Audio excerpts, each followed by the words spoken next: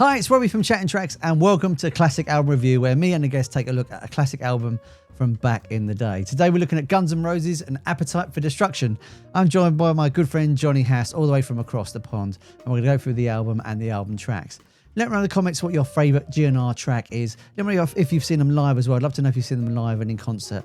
And what's your favourite song of theirs as well. If you can like and subscribe, it massively help out the channel and I can get more content out for you. Anyway, let's get on with it. Chatting Tracks. Let's talk music. And joining to me today is Johnny. Johnny, tell us about yourself. Hey, Robbie, how you doing? I'm good. Great to hear. Johnny Blue, that's my DJ name. Johnny Hass is the maiden name, one that was given to me. But lover of music, that's why I'm here. But my experience exists within the DJ realm and music production realm. So today, me and Johnny are going to look at Appetite for Destruction by Guns N' Roses. It came out on July the 31st, 1987 under Geffen Records. And it's 53 minutes long and it's absolutely wonderful. Can you remember, you and I are both past 25 when that album came out? Oh, 1987. Boy, I was just entering high school. I was all into Duran.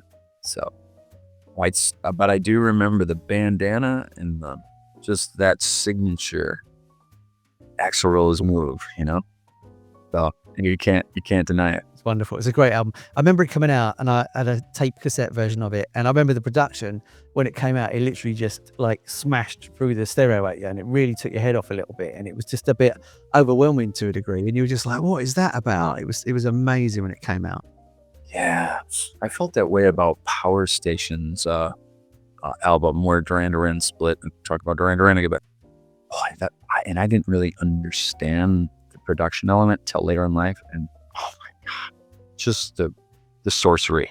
I mean, it was their debut album, and for a debut album, I think it's incredible as well. And there's a fantastic documentary called Nothing But a Good Time. I think it's on in America. I had to find it. You know what I mean? And watch it. And they go through the history of the album because technically the GNR were a glam band at the time, weren't they? They were in the Sunset Strip and that sort of stuff. And it goes about the fact that they got a $750,000 advance and then basically spent it on something that we can't mention because we'll get banned. Yeah. And then they were basically panicking and got them in as quick as they could to do the album. It sold over 300 million copies worldwide, and that's 18 million in the US alone. Given you were into Duran at the time and into the sort of English sounding bands, do you remember this coming in like a tidal wave in America? Yeah, absolutely. And you mentioned glam, right? So I sort of categorized them with those LA rock bands. I really liked Rat and Motley Crue and those type of bands. Just something about that sound. A lot of guitars, heavy guitars. Yeah, I do remember quite well. And everything's something about they were so poor. I think I read somewhere years ago that they ate Dorito sandwiches. There was two album covers that came out. There was the original cover, which is this one, which I own, and this then banned because it was too graphic.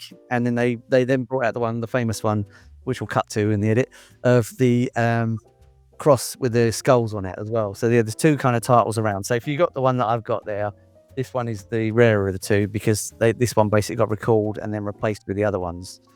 I'll put a proper cut picture of this in so people can see it on the video. But yeah, it's I think this cover is way more interesting than the original album cover. But apparently it's the artwork on the front that was a little bit too near the knuckle for people to have it. So the new cover was done by Billy White Jr. But this, I don't know if this was a famous piece of artwork originally, but they used this one instead. But, do you think if we released this today, given its context, it would be as shocking as it is now? Right, exactly. Now, would you consider that a collector's item at this point? Like, probably only so many copies that exist. I mean, I was lucky to get that for 50p at a charity shop, and I think they're worth £90, so between $120 or something. Yeah, so I'm lucky to get my hands on one as well.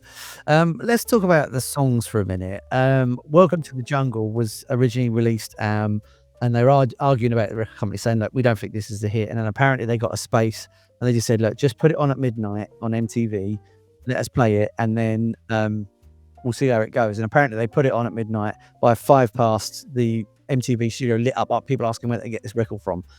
because it's absolutely mind blowing. Apparently, actually visited LA, and someone said to him, do you know where you are? You're in the jungle, baby. And it's the Yes, I did hear that. I thought I was gonna mention New York, LA, so like, and it was perhaps a homeless fellow or whatever. Do you know where you are? You're in the jungle, baby. I remember reading that. Or yeah, and then it sparks off one of the most interesting tracks of all time as well. Welcome to the Jungle is one of those songs I think you can play absolutely anywhere and people will love it as well. Like when I used to DJ, I used to play it there and people would love it too.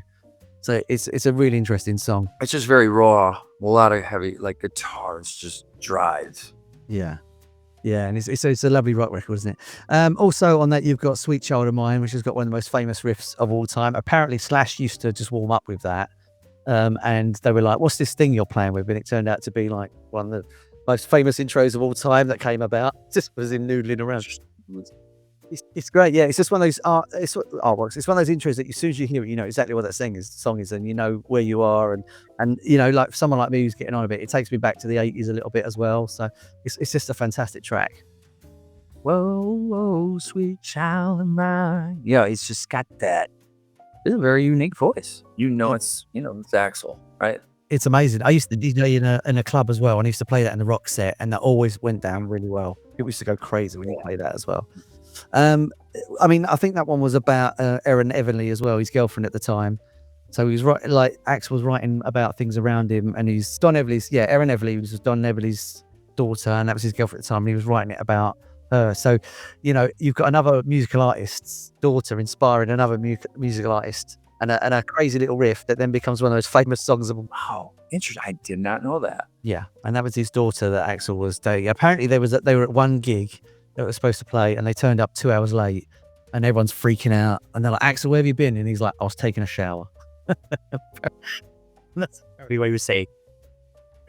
Showers and rock and roll. Showers, filling you up, rock and roll. We don't want to get, but I don't know how sensitive this is, but wow, a shower. And then after that, we've got Paradise City. Apparently they wrote that track in the back of a van while they were touring.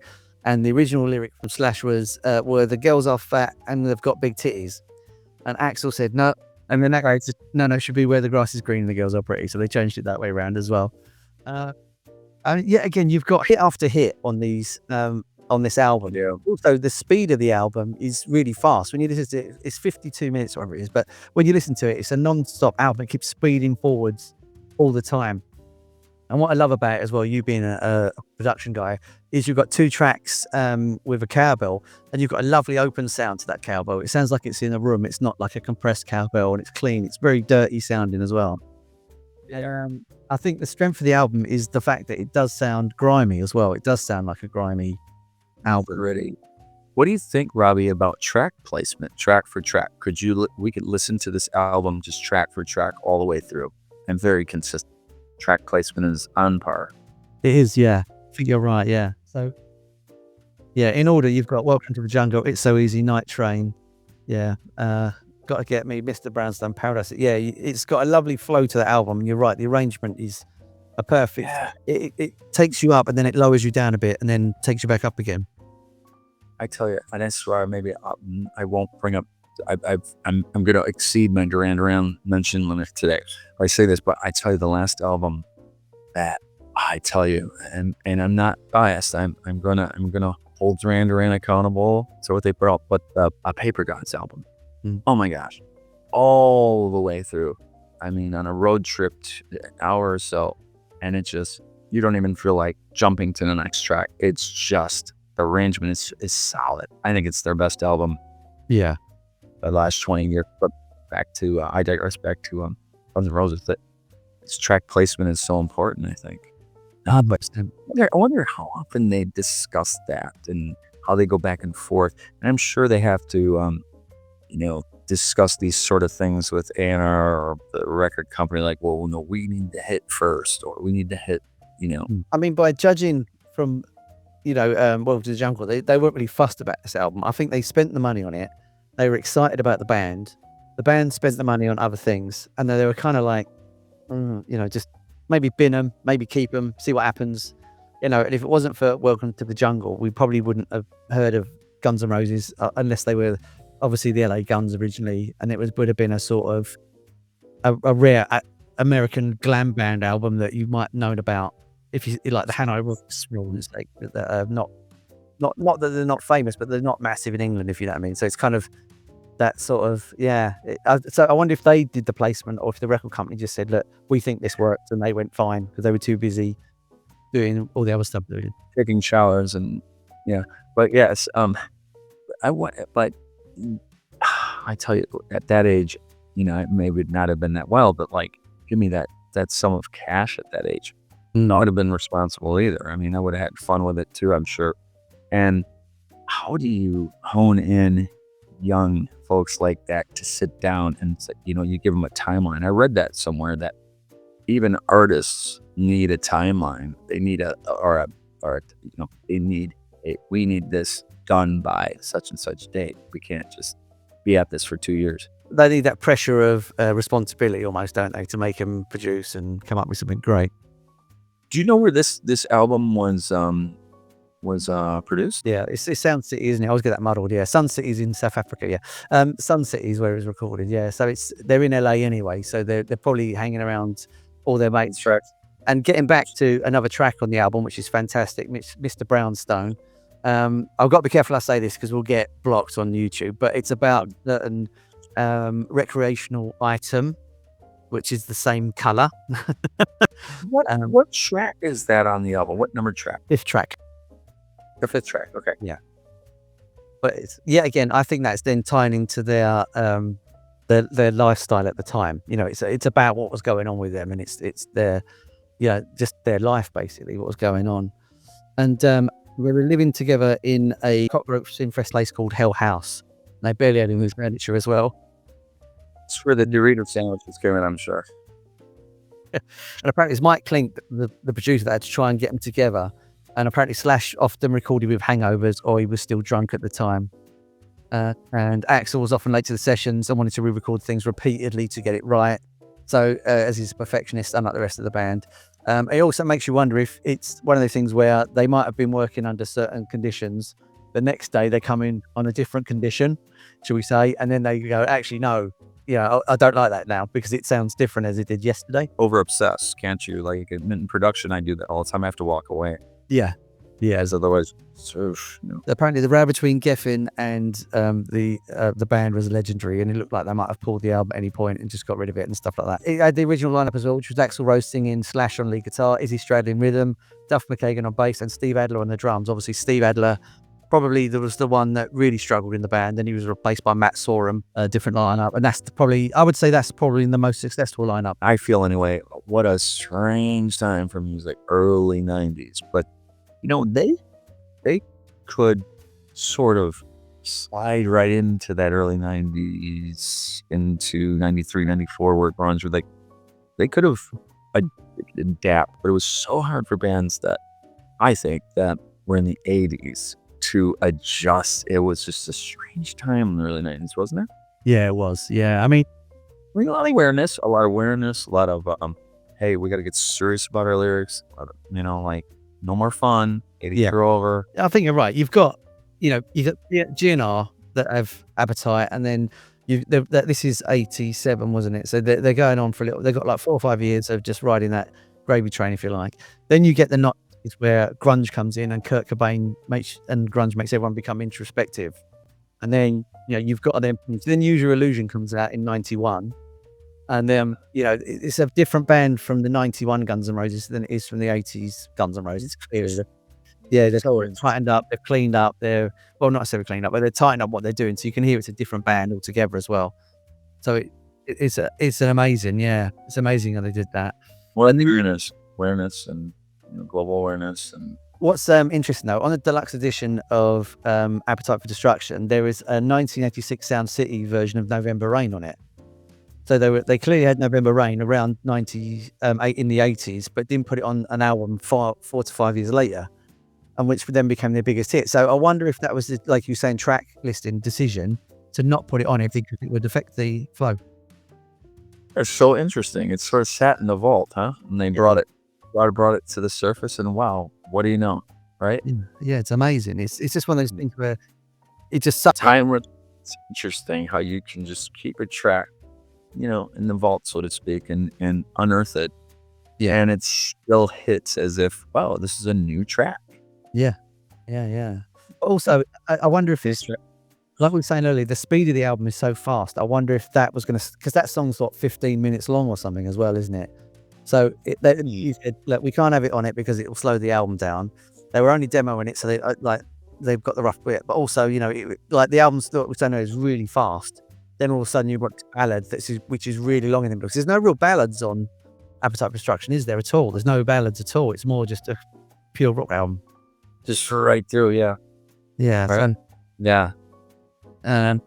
So interesting. And I wonder again if the record company had something to do with it. Let's keep the listener interested.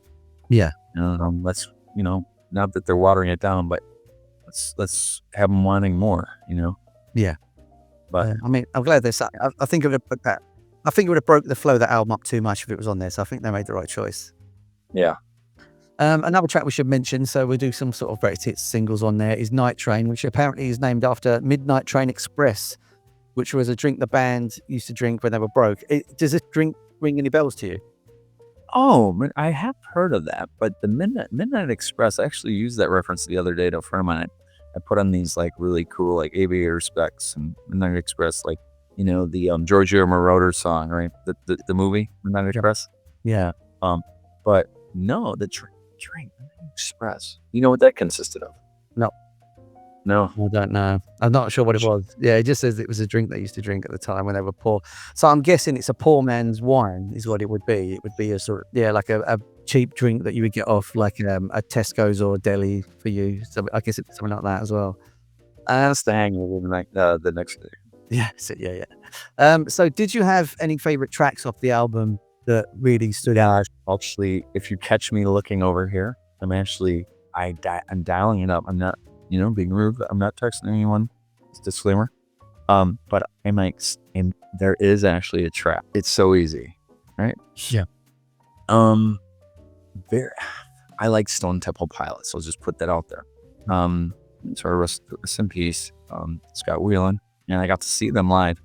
And that song, if I have it right, it's so easy. It just really reminded me of an STP track. Although Guns N' Roses came before STP, I thought, wow, I dig this. I like this. Yeah. Does that make sense? Yeah, it does. Yeah. I get it. Yeah. Yeah. So yeah, I like that track. I'd say that was my favorite. I sort of like the ones that just sit outside way outside, not even top 100. I sometimes find those album tracks so interesting. I think that's what we're missing today. Now, a lot of bands are getting back to albums, which is nice.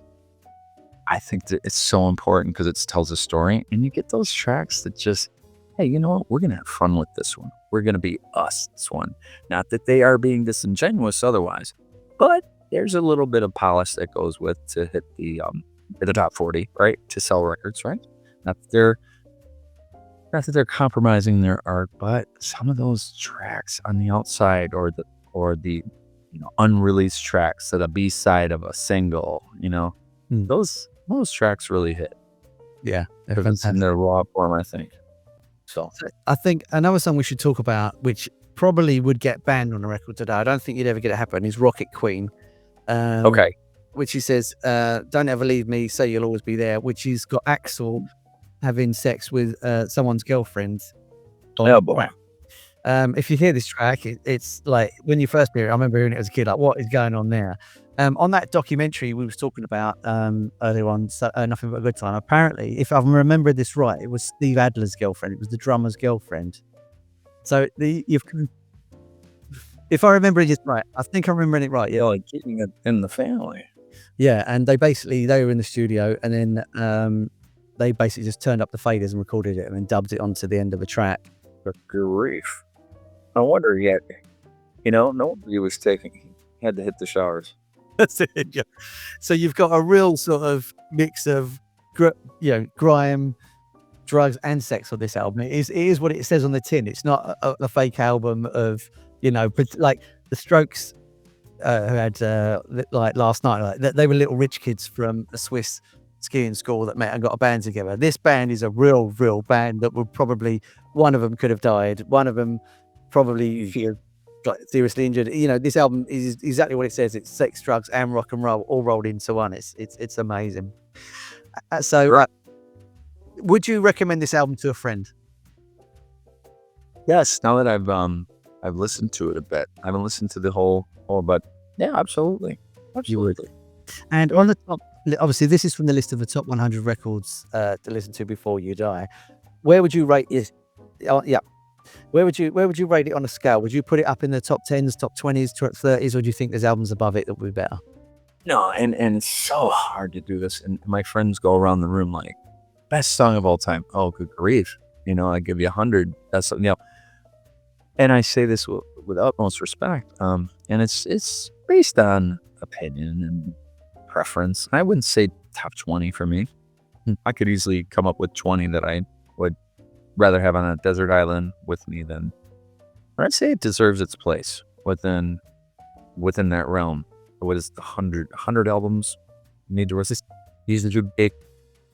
I think it deserves its place in history for sure. Okay, I'm gonna force you down and make you pick a number between 1 and 100. Where would you put the album? Oh boy. All right. How about a cool number 87? Oh, wow, right under the wow, that is a shocker. Fantastic. Yeah. Oh, and I don't mean anything. Yeah. It's just where you would put it. Maybe a 60. I think that's better. Was it? Well, difficult. Does he find it having difficulty with that as well? Yeah, I mean, I would put it in the top 30, but that's just me. Considering some of the albums on here are probably something I wouldn't listen to generally, so I know I can pump it a bit higher. But I have a hard time sharing the top 5 artists in my lifetime with people. I'm like, oh, wait, maybe we'll bump that to number 6, number 5. Oh yeah, that's right, Nick. It's hard, isn't it? It's definitely us. So, Johnny, thanks for joining me today. I'll be back for the next ones, and we'll go for another round. But thanks for joining us, mate. It's been fun as ever. Oh, it's so fun to rock it with you, Robbie, and great to see you again.